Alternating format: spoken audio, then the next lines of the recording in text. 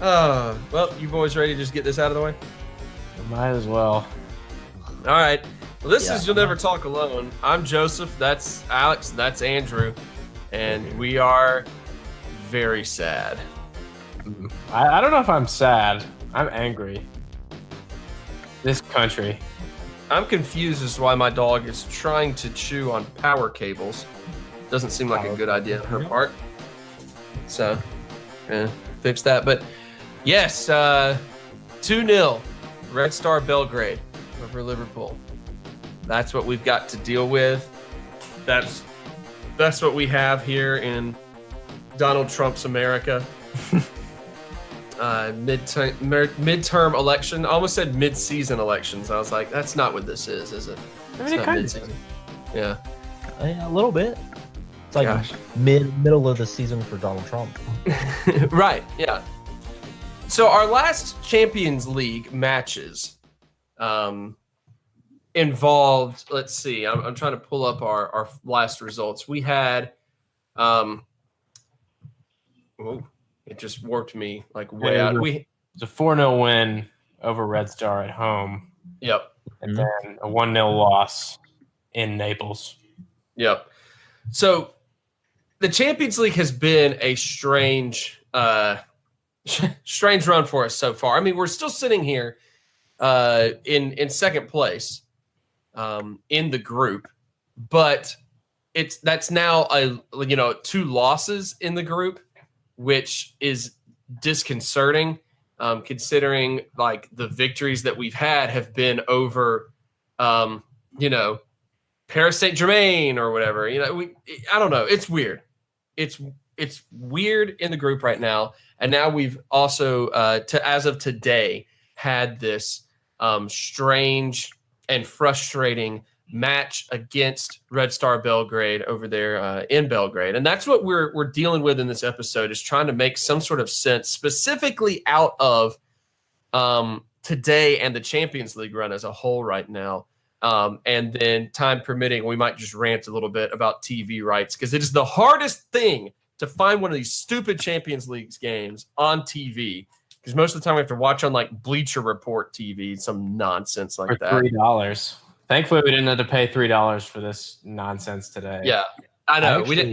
I had it twice today. I had it on TB, or was it TBS or TNT? TNT. I had it on TNT East and TNT West. So I think we're doing pretty good. I could have watched this one twice, but I had to pay $3 to watch our last game. Look, I was trying to watch Rizzoli and Isles, and I was pissed to find out that our game was on TNT. I wanted to dual screen it, but I could not. I was trying to watch some syndicated Mentalist or something. I feel like that's all, Anyway, This element came on after the Champions League. If that says anything. Just rough looking at it. Statistically speaking, I mean, we've got, 73% possession in Liverpool's favor, 72%. I just pulled it back up. 23 shots, only 4 on goal. You look at the raw numbers and you can tell that it's a sloppy game. Considering, it's a 2-0 loss and you've got that many shots, that much possession. You can look at the numbers and tell it's sloppy. But Alex, what exactly went wrong here? I mean, everything. We talk about it a lot, and I always bring it up because it weirds me out how often we just forget how to play. Not even just like we forget what system we're playing or what our roles are. I mean, we forget how to pass. We forget how to take first touches. We forget what we're even doing out there, and that came out today. I mean, we were nowhere. We didn't have a midfield. Our defense was really dumb. Our attack was stuck because they at first put a little pressure and then sat back, so there was no space. The attack was getting no support. They were getting no through balls. They were just getting left to deal with it on their own. I mean, we couldn't finish. We couldn't shoot. We couldn't do anything, and we got punished for it. I mean, the corner kick that they scored was just abysmal.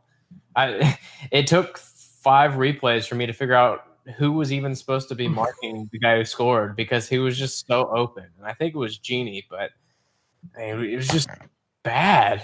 And it could come back to bite us. This was a game we really needed to win. And while we were confident going in, this is a match that Napoli tied away at Red Star. It's not an easy place to go. And easy matches in the Champions League are made by showing up and playing. And we just did not do that. There's a lot of talk, and I kind of want to get Andrew's take on this. There's a lot of talk on most of the blame having to be put on the lineup decisions, the substitution decisions that were made, or not substitutions, rather, the rotation decisions that were made for this particular match.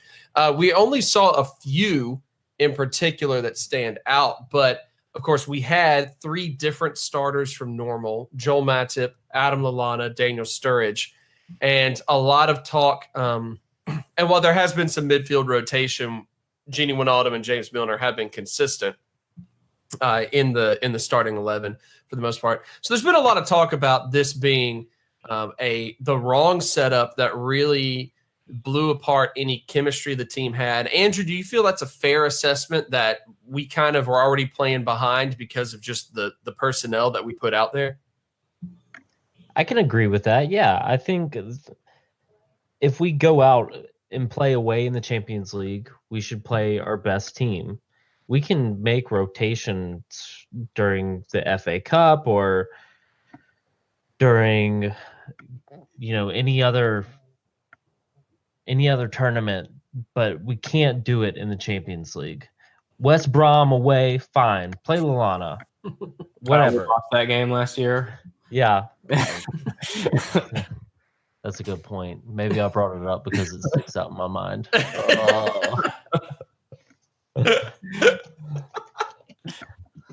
Huh. Okay, let's find any other example in which this will Any work. other example from that would be Chelsea in the cup. Yeah, I mean, no, not Chelsea in the cup. No, we're gonna lose to Chelsea in the cup if we make rotations. Why not West Ham? Yeah, they're terrible. there we At go. home or away, it doesn't matter. They're the worst team in the league by far. I'm gonna stick with that. That's my hill to die on this year. Yeah, make those rotations. It doesn't matter. But away in the Champions League, you don't play Matip, which I guess you were gonna start Lovren, but he was sick, so you just have to stick with giving Gomez a break. That doesn't make any sense. Like, He's the just because youngest you're one playing in all the center backs. Like, he shouldn't be lacking for stamina here. Like, put him in there, and if he gets tired, sub him out instead of waiting to sub him on. I'm sorry, I interrupted exactly. you.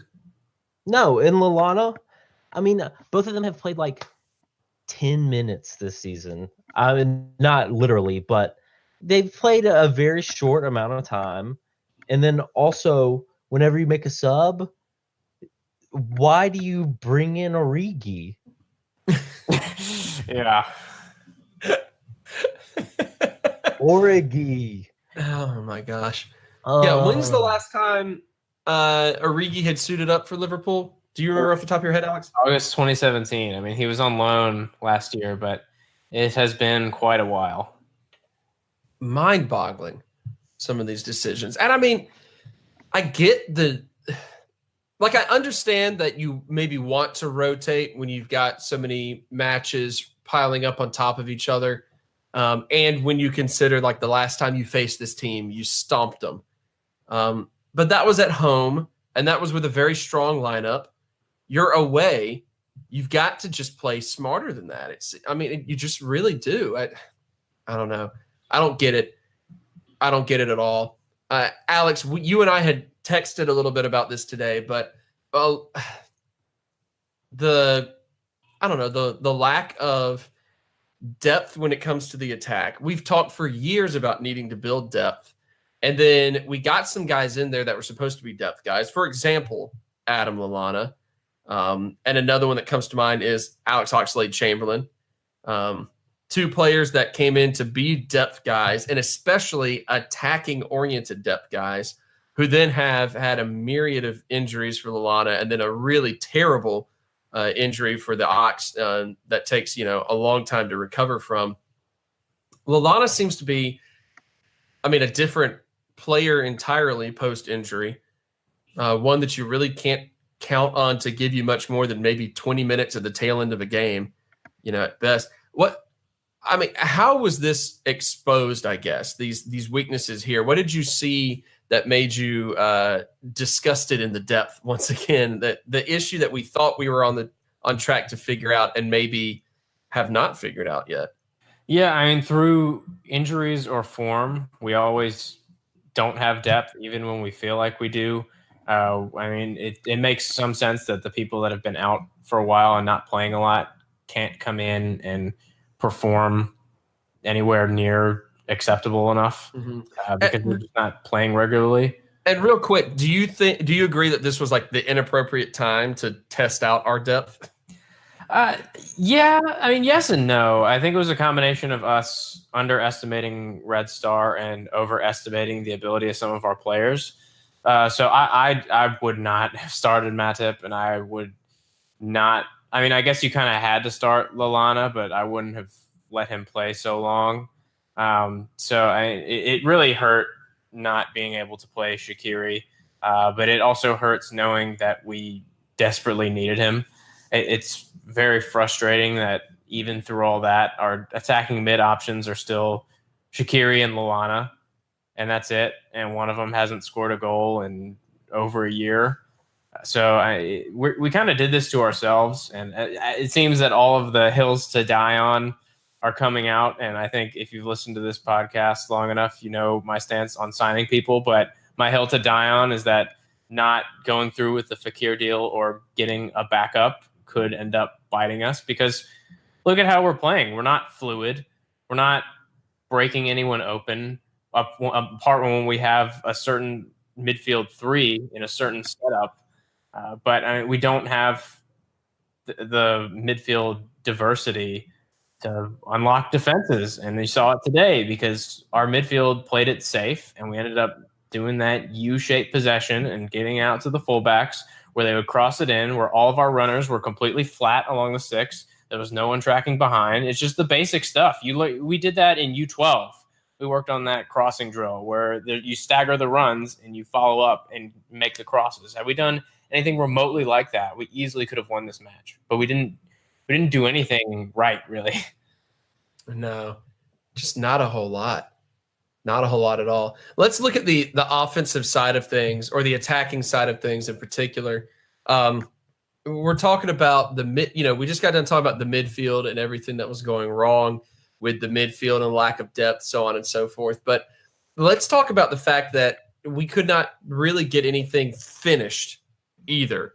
Andrew, did you notice anything in particular going wrong here? Was this just absolute sloppiness in general, or was this again like a personnel thing, like Sturridge not pulling his weight, or what? I saw a lot of things go wrong. Go into detail. I want a bullet point list, actually. Well, let's start with Sturridge missing another sitter, another really important sitter this season. He scored against Chelsea, which it's redeeming, but I obviously everyone wants him to be great and everyone's pulling for him. But he's got to score those. That puts us up 1-0, and it's a completely different game. It seems like everyone thinks, or not everyone thinks, but everyone knows that Firmino is really that engine for our front three. And he doesn't start. Sturridge starts instead, who can't be that engine, and then misses a sitter, and we don't go up 1-0. That was just so unbelievably frustrating. It sounded like there was more to come, and I was waiting for a second to make sure I wasn't cutting you off. Yeah, I pulled up the entire run of the roster here to see like who it is we can actually count on, and we know we can count on in the team. And it's like you look at the defenders, and right off the bat, you know you can count on Verge. You can count on Andy Robertson, and it seems like you can count on Joe Gomez as long as he's paired up with Verge. I mean, you guys had the big Trent debate on the last episode, but we're unsure at times what you're going to get out of Trent. You never really know what you're going to get out of Dejan Lovren. And at this point, you never really know what you're going to get out of Alberto Moreno, but there's been some times in which he's put in some decent minutes. And that's like the deepest out of our position groups all of a sudden. The part that we've been criticizing for seasons is the part that if anyone's missing, you feel like, well, I know it's not ideal, but as long as Verge is in there, we should be good. That's really it. As long as we have Verge, if anything happens to him, we're screwed. But I mean, you look at the midfield and it's like, I mean, the people that look like the ones that we can really count on the most and most consistently, I mean, Milner, but you got to think that sometimes he's playing on borrowed time in terms of playing at the level he's playing at. At his age, I mean, I guess, without giving him much rest. Genie's up and down, Hendo's up and down. The guys you feel like you can rely on in midfield are like the newcomers, maybe like Naby and Fabinho and Shaqiri are the ones that are impressing more than the other guys. And then you go to the forwards, and it's like as soon as you don't have Bobby Sadio and Mo, you get worried. Like, can Daniel Sturridge pull away? It's just, man, for all the hype that we seem to have about, oh, this is the year in which we finally have depth. As soon as November hits, all of that is exposed again. And I just don't know what to do with it outside of, I mean, we have to play everybody every match. That's the only solution now. 18 people. What do we do? And it sounds like we're being really negative, and we are, but we are still in a good position. Sure. In the league and in the Champions League. I mean, it could be better, obviously, but I think the real worry is the warning signs had been there for a performance like this. And this performance had already occurred in Naples, and we'd seen it happen. And we haven't really found a way out of it apart from like 2 matches where we played a certain lineup together and it looked really good against teams that were worse than us. But I mean, I tweeted it today on the podcast Twitter at YNTA podcast. Like the Klopp talks about the system as the playmaker. The system forces the other teams into mistakes. When we pressure people high, we win the ball up high and there's space. And that's where you saw Milner excelling last season in Champions League, where we'd win the ball and he'd get it. And all he'd have to do was just play a simple pass forward because there was so much space for our front 3 running forward. That's not happening anymore. Teams aren't allowing us to do that. And when that can't be the playmaker and the thing that creates your opportunities, you got to find another way. And so far we've only seen Shaq do that in that midfield role. We haven't seen someone unlock anything. We've seen a lot of people pass around the door and look for windows, I guess, but no one has the key except for Chad. He's not the hero we wanted, but the hero we deserve right now. It's just crazy. Yeah, and I do want to point out again that what I was really focusing on there is that a lot of the players are unreliable or like inconsistent. Like we're still lacking a lot of consistency outside of a few guys that really stand out. The team still, I mean, sometimes you get a great match out of somebody or a terrible match. Like I'm perfectly fine. I know that, I mean, Joe Gomez, for example, as a center back right now is not a world beater. But he's also not screwing up the way that always stands out whenever Lovren screws up. You know what I mean? Like he's just consistently performing. And that goes a long way. And that's why once you go past a few guys, maybe at each position, because I mean, let's be honest, even there were moments so far this year in which Salah had not been performing on a consistent level. And so it just, as fatigue sets in, as the season gets deeper and deeper and it gets busier and busier and busier, that's the type of thing that can really backfire for a club. It's just not having that sort of consistency. I've been rambling a lot, so I'm going to go back to asking questions. And the big question here is that after a performance like this, it's easy to look at it and go, man, we really looked unprepared. We looked like we came in with a totally wrong philosophy towards the match, the wrong mentality. But at the end of the day, we're still okay in the group. You know, we're not eliminated. You play well in the next couple of matches, you're home free. You're making it out of that group. In the league, the Premier League, that is, we get to have, you know, a match against powerhouse Fulham coming up here. Fulham in a great run of 5 straight losses. So it's not the end of the world.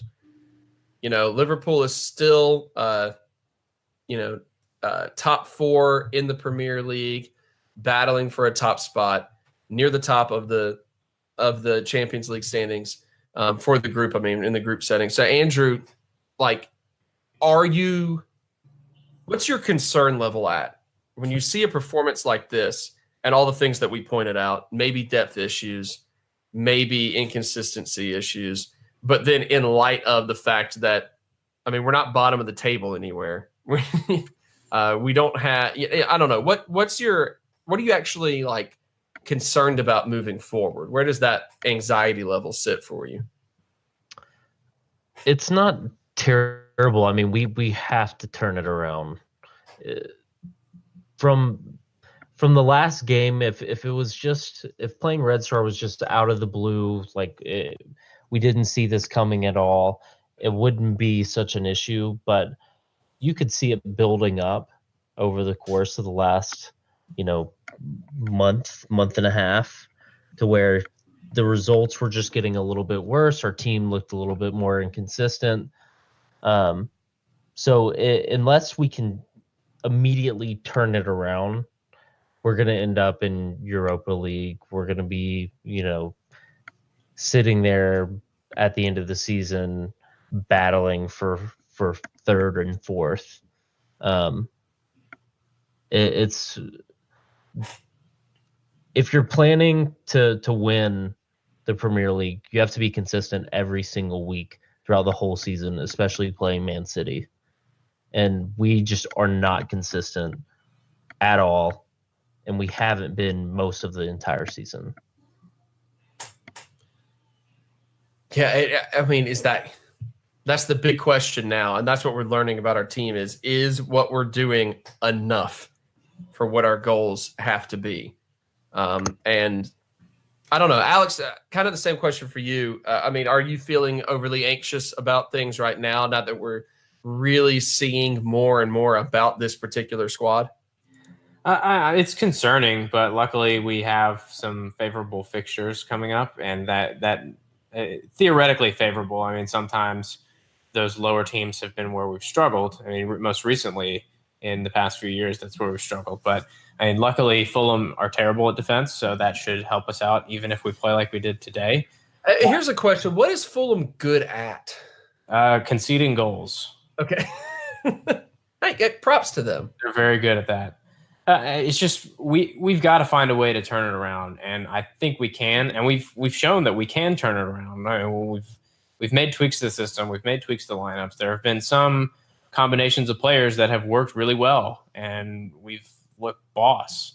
And I think we need to. I'm sure we can lean more into that, but we've got some things that definitely aren't working, and we don't need to keep trying them until they work. We just need to do the things that work. I know today it wasn't as possible because I know I'm hinting at the kind of the 4-2-3-1 with Shaqiri as the creative 10. That's kind of turned it around of late, but we couldn't do that today for very unfortunate reasons. But I think we can go back to that. I think that is what brings the best out of the front three, and it brings the best out of the midfield because these players are feeding off of each other as well in a good way with Gomez on Virgil van Dijk and a bad way on most of our midfielders who are just not taking any risks. So there's reason to be concerned, but there's also reason to be optimistic. But we have to act and correct this quickly. All right, we're going to try not to dwell too much on this match and a frustrating one. Hopefully write it off as just poor planning, poor execution in this setup, and that we can right the ship moving forward. But we now want to move on to something else that's been, just briefly touch on something else that's been also super frustrating this year, and that's how difficult it has been at times to really catch the matches that we want to catch in such a big competition. It was huge for the United States that NBC got the TV rights to the Premier League a few years back. It's huge for the awareness of the league and for fans to be able to watch matches in the league. But then after just like a year, maybe 2 years of that, NBC starts putting up more paywalls with NBC Gold, and suddenly you have to pay. Granted, it's $50 a season. It's not like necessarily breaking the bank, especially if you split the cost with friends. Not saying we did, but anyway, moving on. But you've got that issue. So because of the growing popularity of the sport in the United States owes a lot to the new TV rights. At the same time, because of the growing popularity, it means that you start to come up with these annoying Bleacher Report broadcasts. Ugh. I mean, it couldn't even have been like a decent sports website. It had to be Bleacher Report that got rights to broadcast stuff. I mean, does any of this make sense? Like, I want to know how frustrating this is to everyone else, because I can't be the only person, right? And I don't absolutely hate it. I don't like it, but I'm not totally against it, because before, sometimes for Champions League games you just couldn't find them. Yeah. Like 3 years ago, there was times where it just like wasn't available other than like a stream online. Yeah, so that's true. Like there's be accessibility. There's accessibility at least. Yeah, I've paid $6 this season to watch Liverpool games. So I've bought 3 games on Bleacher Report. That's it. I mean, that's not like, or I've bought 2 games on Bleacher Report. And both of them had great quality, and I didn't have to listen to the announcers, so I turned it off. That's like the special like added bonus. It's like, if you want to, like, you feel like you have more ownership of the broadcast, I paid good money for this. I don't have to subject myself to broadcasters. Mute. But Alex, you're feeling a little bit frustrated by it? Yeah, I mean, as you know, I like to watch a lot of the other leagues as well, and that paywall phenomena has spread to those. Serie A is exclusively on ESPN Plus now, which means you got to pay, I think it's like $5 a month to get those games, and they sometimes show them on ESPN, like on TV, but they pick really weird ones. Like, instead of showing the Milan derby or the Rome derby, they showed Empoli versus Frosinone, like 2 newly promoted teams playing on ESPN. And then they're probably going to be like, well, see, no one watched it. And it's like, well, of course they didn't watch it. It's just, I feel like we're getting taken advantage of a little bit, because they know that soccer fans in the U.S. are desperate to watch anything that they can. And if they get accustomed to something, they'll want to keep it that way, even if it means paying extra. So we paid for Gold to get all the matches and get Goal Rush. We pay for ESPN Plus because we're used to having Italian League on beIN Sports, and now we've got it. Now we want to see it, especially with Ronaldo joining the league. But I think the weirdest thing is that it's pretty much the only place you can watch our own domestic league. Yeah. They make it really hard to watch the league in the own country. I mean, they show some games on ESPN, but they only show like 6 different teams every week. They show it on Fox Sports as well. But I mean, it's no wonder that Liga MX is the most popular league in the U.S. because it's everywhere. It's very easy to watch. I mean, that might just be for me because I've got the sports package with Univision and Galavision, so I actually get to see all the Champions League matches because they show them. But it's just It's annoying, and I hope it doesn't continue. And I guess compounded with the fact that we didn't make the World Cup and all those getting announced at the same time, it was like, well, it's just a kick in the nads for every soccer fan in the U.S. Yeah, that's a good point. Yeah, what happens here? I mean, the TV, the broadcasters themselves, they don't necessarily care about the accessibility part of it. It's a business for them. They need to be able to make money off of what they're broadcasting. So, I mean, it makes sense. You can't necessarily, you don't have to like it, but you can't fault it when ESPN talks about everything LeBron James does in his like life. Yeah, it's terrible. It's annoying. It's also what millions of people tune in to ESPN to see. So they know that they need to give it top billing because it's going to be the moneymaker for them. And this is just their way of making money off of like the more niche market. Tapping into, for example, MLS, tapping into the market here of going, okay, well, there are some people that really want to watch all the MLS matches. Let's go ahead and offer them the luxury of saying, okay, you're going to have to pay a little bit more, but then you can watch all of it. And maybe we forget that a little bit. Like, I mean, we live in smartphone world now where like it used to be you paid for minutes and text messages when you had a cell phone plan. Now it's just like, who cares about that? Everything you pay goes towards data because that's what you use. It's just the way things are going. And that's the way that the companies are making money. And, it's easy for me as a curmudgeon to complain a lot about it. But at the same time, it is increasing accessibility for people that want access to these things that they didn't used to be able to get access to. Exactly what Andrew was saying. So, Andrew, here's the ultimate question. If this trend continues and you have the luxury of accessibility, but with more and more costs added to it, do you think that's an okay thing? Are you fine with it? Do you think it's good for the growth of the popularity of the sport in particular in America? I mean, obviously, it would be better to have it for just the common person. But I think it'd be great if we could get everything for free. I think. Yeah, it'd be great if like it just came with your cable package, but like it used to.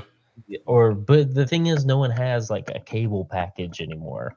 Right. Like none of us do. It doesn't operate like that. Actually, Alex does, so he can watch Univision, which no one else wants to watch. So, but I mean, if more of it is available for more people, then that's always good. I think at some point it's that whole system's going to break. Everyone's just clamoring for like subscription-based businesses, and at some point there's going to be something that comes along and like breaks it, or like someone will say offer like, here's 5 of these for this price. There's going to be something that lowers the price where you aren't having to pay for like 15 different things and pay like $5 a month for it for each of them. It's going to be Amazon. It's just going to be cable number 2, but it's going to be online. Yeah, that's all it is. The cable companies themselves were like too dumb to jump on the trend when like Hulu and PlayStation View and all of that and Sling, all that started up. They were too dumb. Now they're going to try to play catch up and suffer. And then the companies that did jump on it are just going to become the exact same as the companies they were replacing. Yeah, the TV company was just buying channels. And then now there's going to be a subscription company that just buys all the subscriptions and puts it into one nice a nice bundle that's 30% off. Exactly. TV. Everything. It's just a constant cycle in all things. Happy midterm election day, everybody. Everything goes into cycle. Alex, what do you think, though? I mean, do you agree with Andrew at the end of the day that this is good for the sport, or do you still think it's a bad thing that there's so many paywalls that get in the way of the accessibility? I think I think there's less of a chance of someone stumbling across a game now. and I think that kind of makes me a little sad.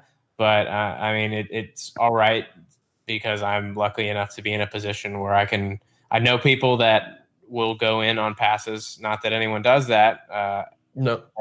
People who regulate the stuff or can afford to subscribe to some of this stuff where I can watch it to save my computer from those weird streams that give you viruses.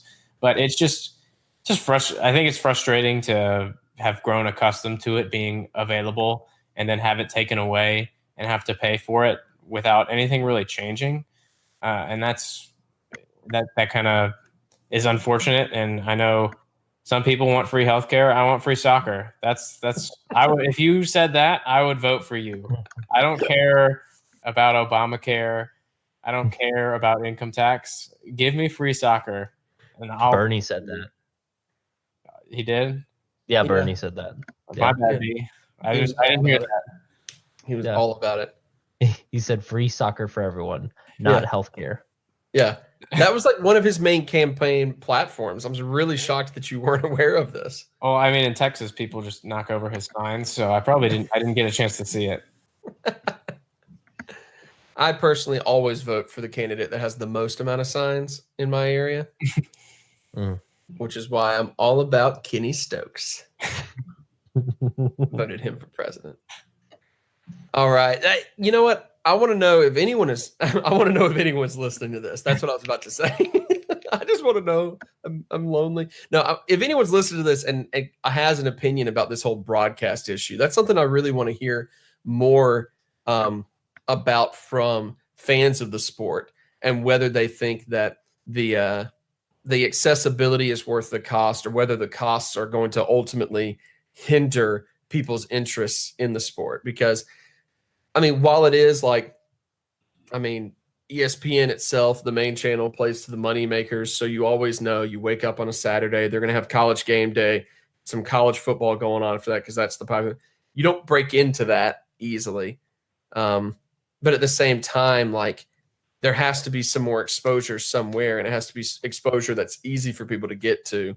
Like you said, Alex, for people to just like stumble across a game while it's on and go, hey, you know what? I'm going to tune into this real quick, see what's going on here. I want to know what other fans are thinking is the right balance or the proper way, or whether or not they're okay with the way things are going right now. So tweet at us. Alex, what's that Twitter handle again? At YNTA Podcast. And especially if you're from other countries, because I know we complain, but it seems like the English have it a lot worse for their own league. They got to pay for like 8 channels. I don't know how it functions really anywhere else in Europe. I guess in Italy there was also multiple channels that showed it. But I mean, let's find it. Let's hear from you at YNTA Podcast. Comment below, like and subscribe. Smash it. Smash that like button. Where are we dropping, boys? That was really nice noise, Andrew. Very nice. You know, because of that nice noise, I'm going to give you the privilege of signing off on this episode. Andrew, why don't you take us out of here? This is for all my U.S. listeners here. Let's start a grassroots movement. Just on this Saturday, go to your local YMCA, go out to the soccer fields and cheer on some kids in soccer. Thanks.